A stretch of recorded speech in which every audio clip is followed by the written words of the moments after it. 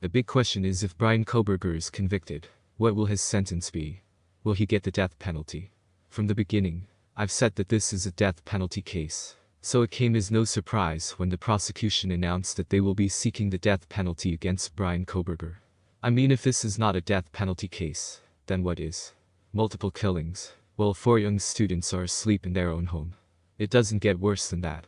Total disregard for human life. However, let's think of this from a different angle.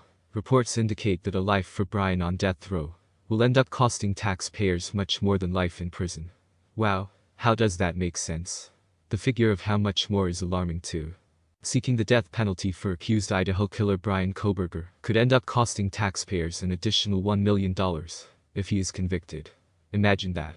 According to the Idaho statesman, Gerald Pizzuto, a 67-year-old death row inmate who has been on death row in Idaho since 1986, has cost taxpayers $1.3 million, largely in medical costs for a slew of conditions.